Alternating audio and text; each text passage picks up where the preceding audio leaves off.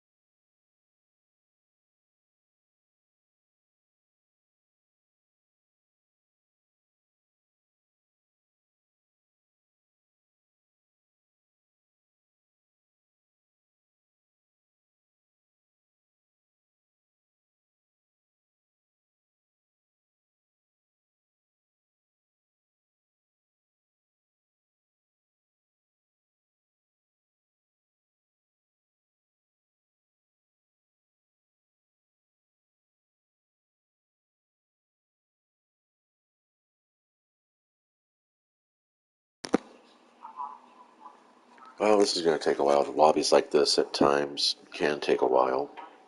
But anyway, yeah, so shenanigans going on with Wizards of the Coast and their OGL. Apparently, they're planning to charge people up to $30 a month to use the D&D Beyond virtual tabletop services, which may even include a kind of a Dungeon Master run on AI. Now, there's a chat bot that recently had hosted a D&D game as a Dungeon Master, and did a pretty decent job of it. And now there is also, I think it's called AI Dungeon or Random Dungeon AI or something like that. But it is a chat bot as well, but it is specifically designed to be a randomly generated adventure, and it's kind of wonky. It has that very early 90s, 2000s text chat RPG, computer driven kind of thing. I'm drawing up memories that, although I've never played the game, I've heard people talk about it, and it's quite horrific. It's the Hitchhiker's Guide to the Galaxy video game, where it is basically a text box game. And the first stage of the game, you don't even get out of the house.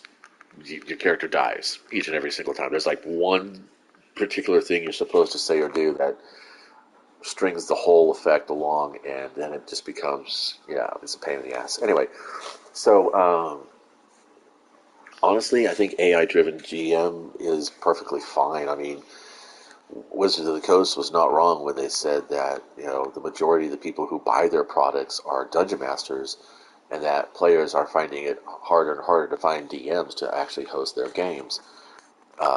Virtual tabletops like Roll20 and Battlegrounds and Foundry are supposed to alleviate that problem, where you can form groups on the internet. But as a Destiny player, the hardest part of any raid is getting 6 players together in a single evening that can commit up to 3 hours to do an activity like a raid.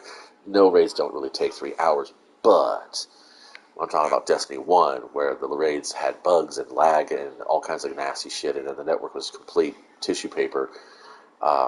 So you'd end up spending close to 3 hours in a raid because you'd be wiping needlessly in the middle of an activity because the game decided to glitch out and put the boss underneath the floor where he could still do damage to you and you couldn't do anything back. Game is set. Make your So, final yeah, preparations. AI-driven DMs and hosted games, why not? I mean, fuck. I play solo RPGs on my tabletop for the most part, and I have made my own Dungeon Master emulators. Mythic GM emulator is out there. Ironsworn is built from the ground up to be solo. Rangers of Shadowdeep, Stargrave, and Frostgrave. There's there's an entire page category on Drive-Thru RPG that is all just about solo gaming, Heading to the and I think it's a battlefield. fantastic thing. And that's kind of the weird part, is that I paid $30 for most of those systems. They're mine forever. I can do with them whatever I want. I can play them anytime I want. I can modify them any way I wish. We're entering the If I feel combat like I area. want to use them Whoever's ready, as a sortie group now. game, it's no big deal. I just tell the players, these are the rules. This is how we play. Let's roll some dice and have some fun. Will I actually try out D&D Beyond? If they give us a base level entry, like a subscription free mode where you can get in and play a real basic kind of game, have a really simple free to play kind of experience, I might give it a try. I don't think that I will ever want to spend $30 a month on anything. And by the way, we got lucky. We have semi-jungle. So I'm going to go ahead and capture this post. Oh, it looks like somebody else is already doing it. No, mate. I am in charge. I capture post. Beacon overtaken. You go kill things. Dang it. I didn't capture the beacon. That's a bad sign. Means I have lag. Okay, let's see. Using the rock to cover. Oh, it's that. Yeah, damage. Oh, wow, there it is. So,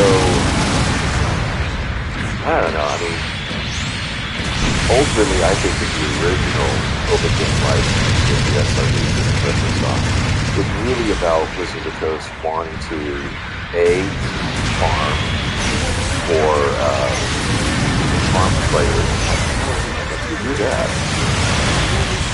crap. Not playing. Yeah, am I?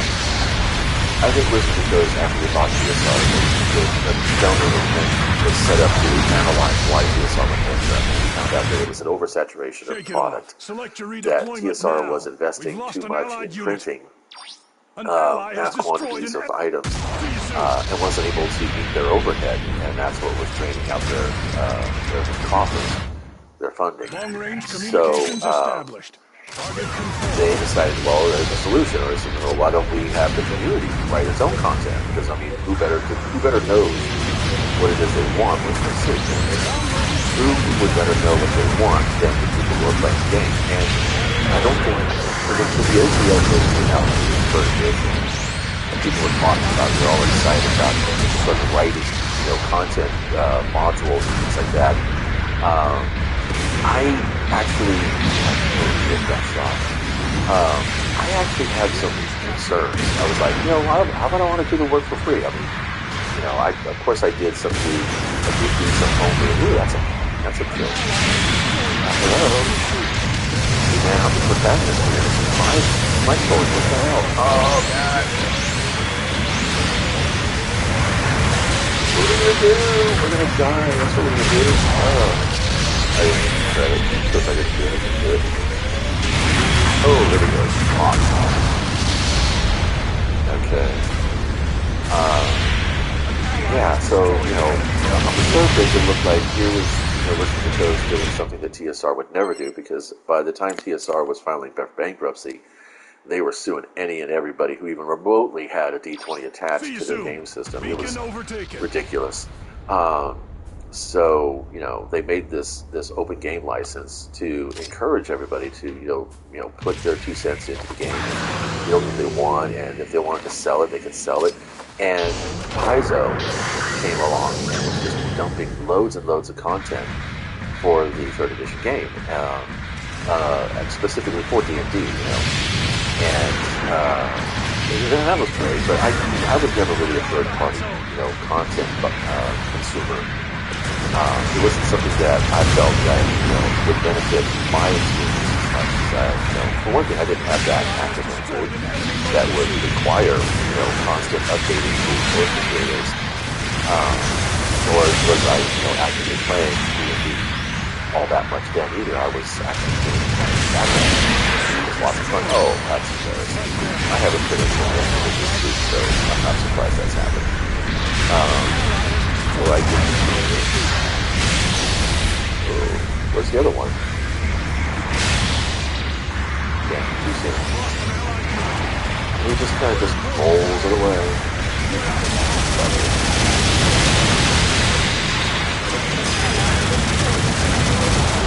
Nope, no credit either. Well, whatever.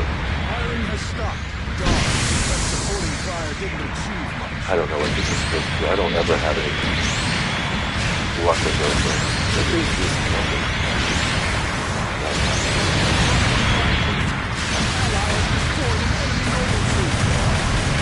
Oh, that's what how did you get him here? No, I like it. That's kind of cute. Gotcha! I got a good assist. Yay! I got some points. I feel like I did something. So yeah, so Paizo built up, and then eventually, 4th edition came out because they wanted to go into a virtual tabletop at the time, because they saw how popular things like World of Warcraft was doing, and they were like, this is something I think we can do, and they were also, at the time, Magic the Gathering company, Wizards of the Coast had released a video game for Magic the Gathering around that time too, I believe. It was on that time. It was on PlayStation, Sony X, and PlayStation X. And I did play it, and it was not bad, but it was not the Magic the Gathering experience that I wanted, which is kind of poetic in the sense that I've just spent the last 3 weeks writing my own AI analog AI for a magic An gathering ally has opponent. destroyed an I enemy just mobile picked, suit. the 5 Usopp's worst got 2 possible minutes to go. conditions that I could play under, and Bases I are made now that more valuable an for this oracle. mission. We've lost an So every allied turn, base. my opponent gets to do one of those 5 things to me.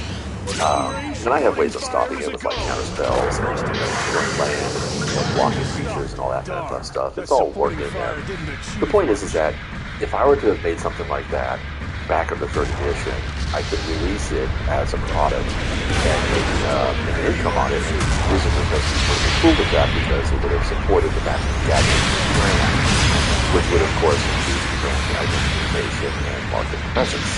And that's what they were doing with the SDR with Dungeons and Dragons. They wanted to increase the market awareness and the brand presence. And yeah, I'm single-minded in Clear contact. out of the hot zone.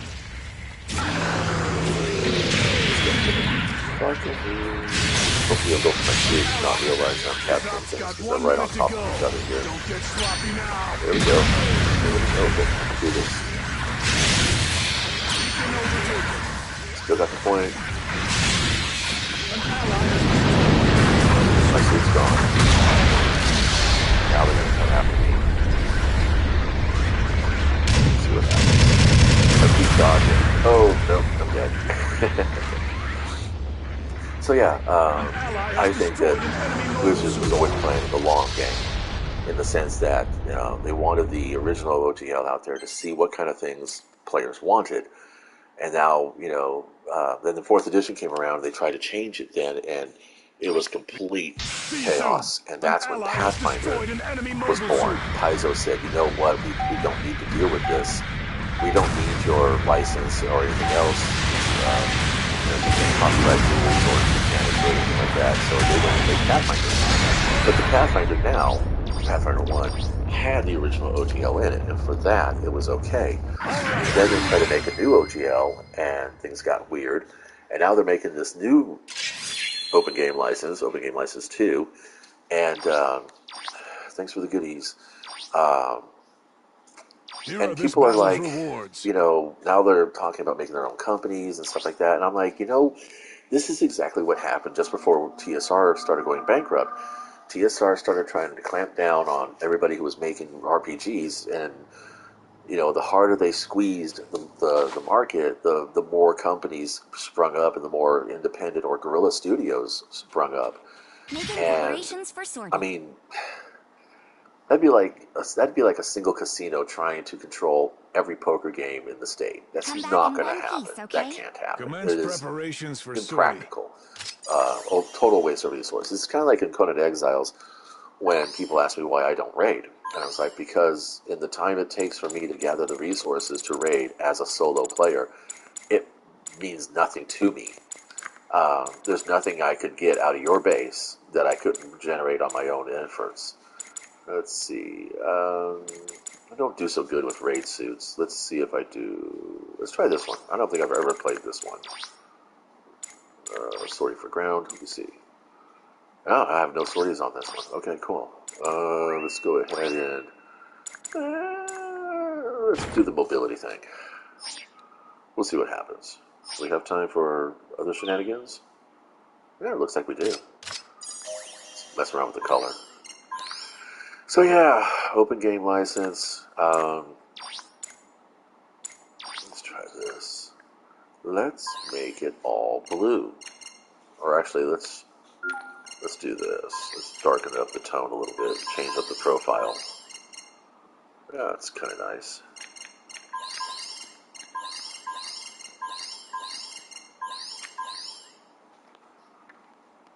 That's not too bad. Not too bad. Let's see.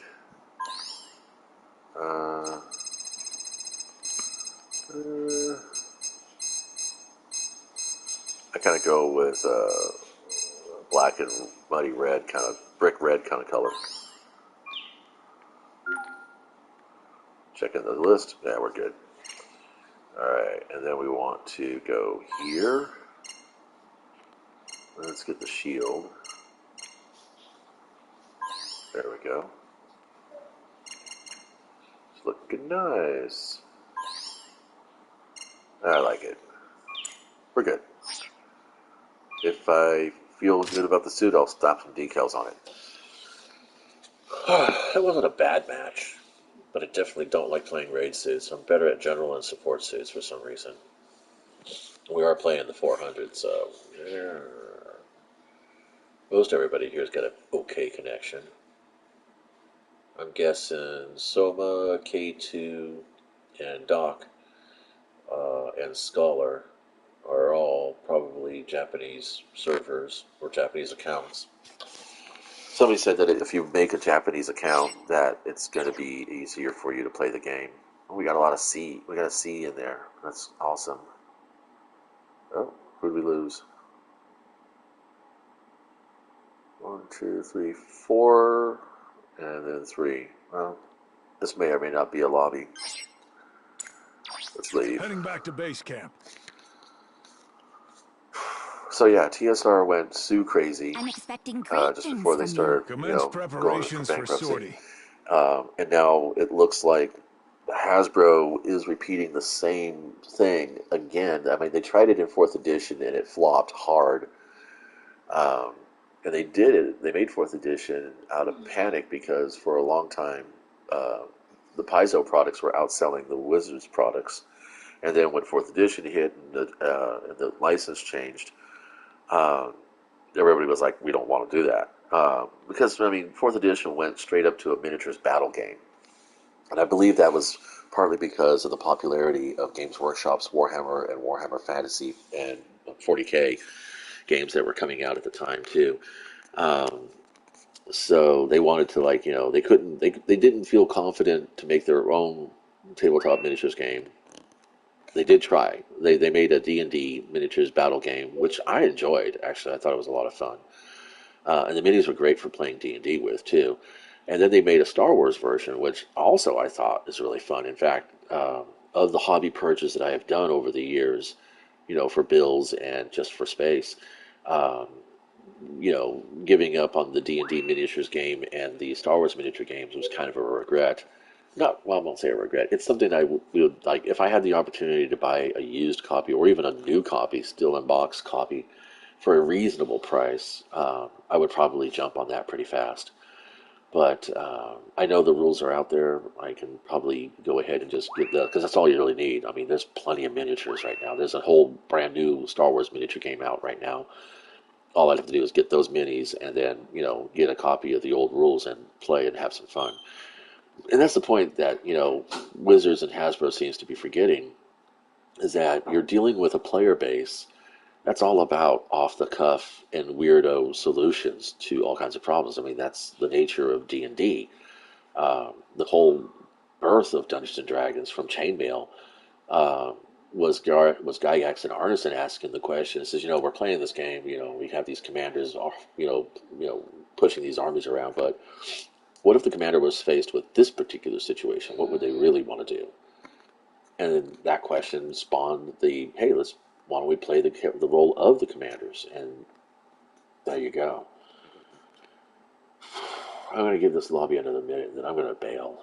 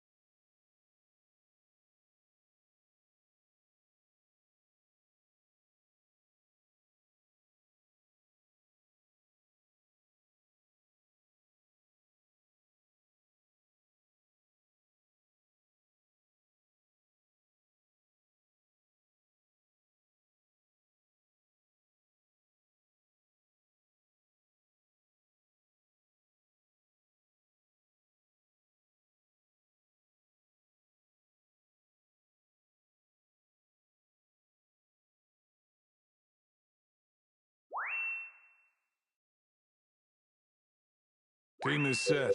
Make your final preparations.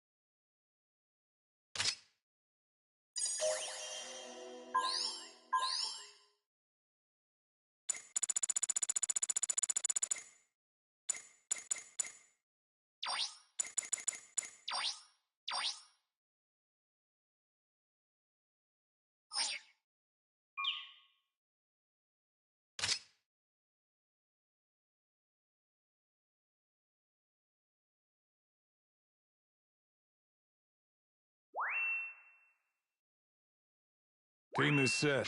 Make your final preparations.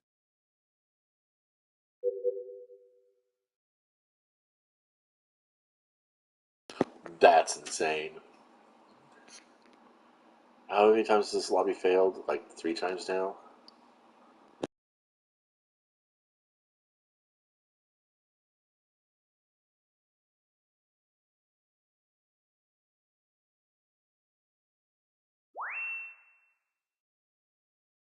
Team is set. Make your final preparations.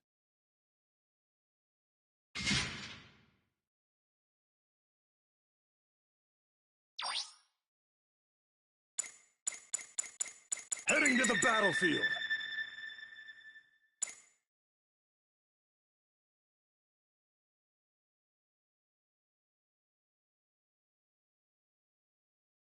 Mobile Suit Team, it's sortie time! Get out there and get it done!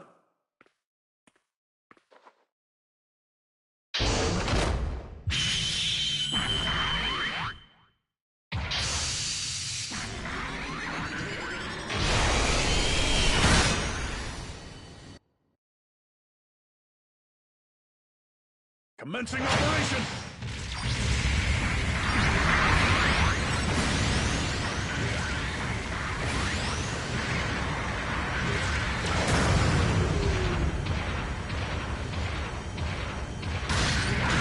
Beacon overtaken. The enemy's captured a beacon.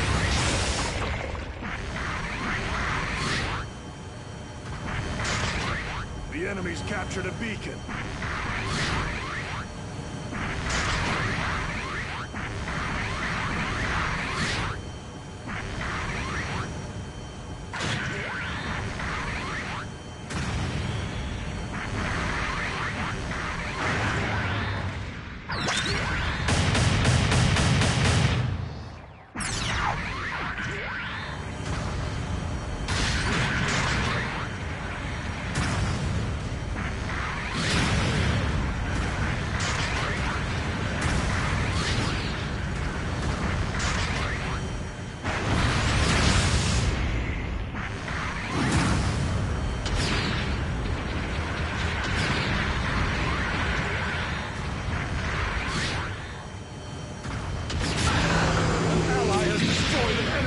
Suit.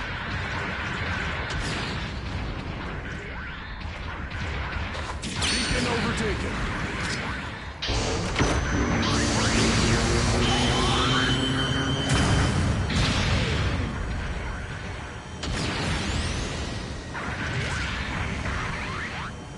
An ally has destroyed an enemy mobile suit.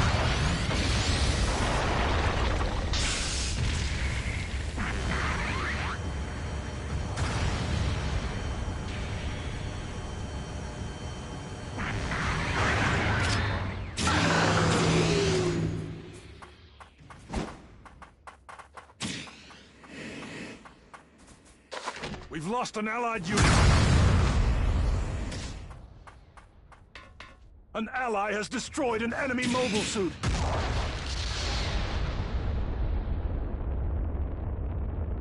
They stole it. Shake it off. Select your redeployment now. See you soon.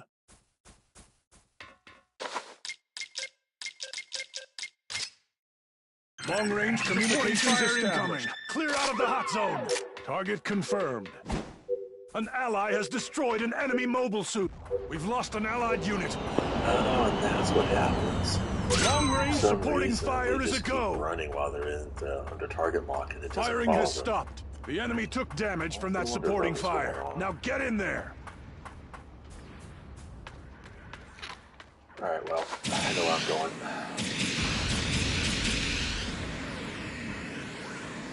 We've lost an allied unit.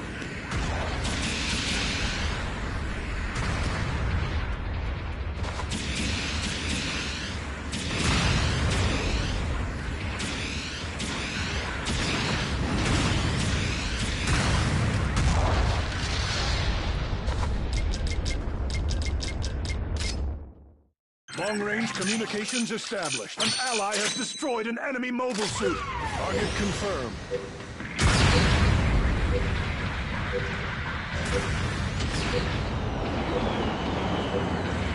Long-range supporting fire is a go. We've lost an allied unit. Firing has stopped. The enemy took damage from that supporting fire. Now get in there.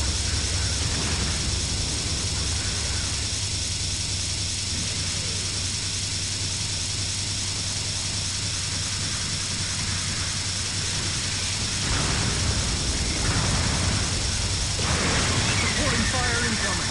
Clear out of the hot zone. We've lost an allied unit.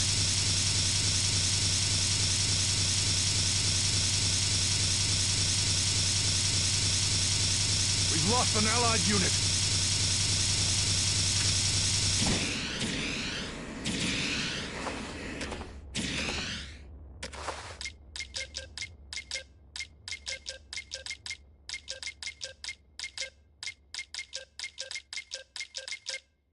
Bomb planted in the enemy base.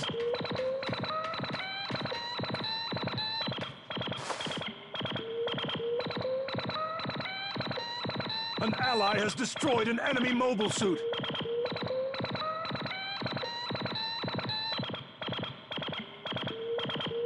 We've got the advantage right now.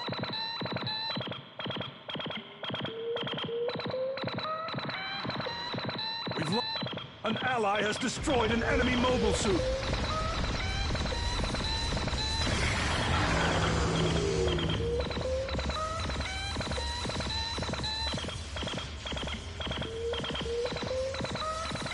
An ally has destroyed an enemy mobile.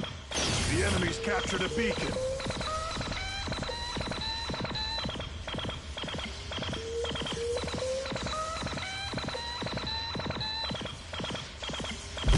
Enemy soldier eliminated.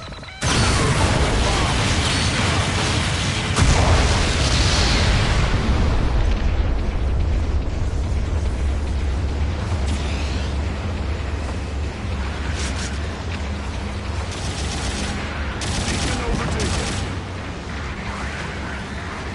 This op's got 2 minutes to go. Bases are now more valuable for this mission.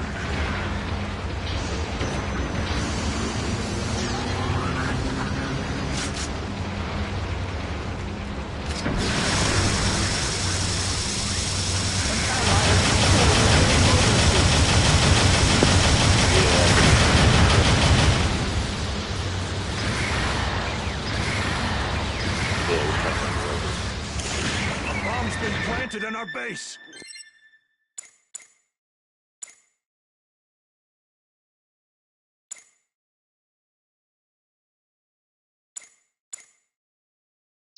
See you soon. An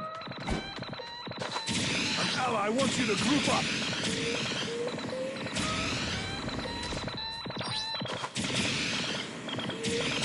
An ally is defusing a bomb. This op's got 1 minute to go. Don't get sloppy now. Allied unit. We've lost an Allied unit.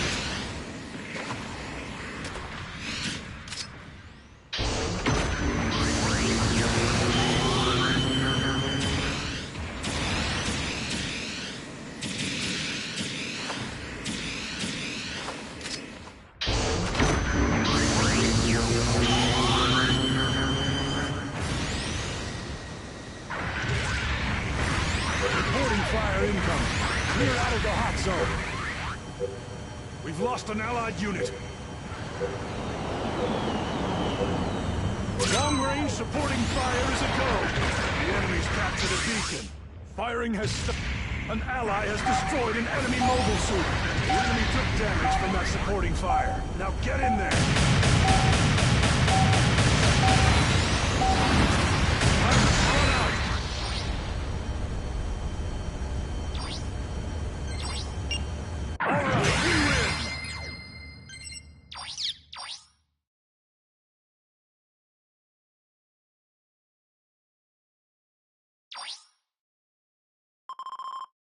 Here are this battle's rewards.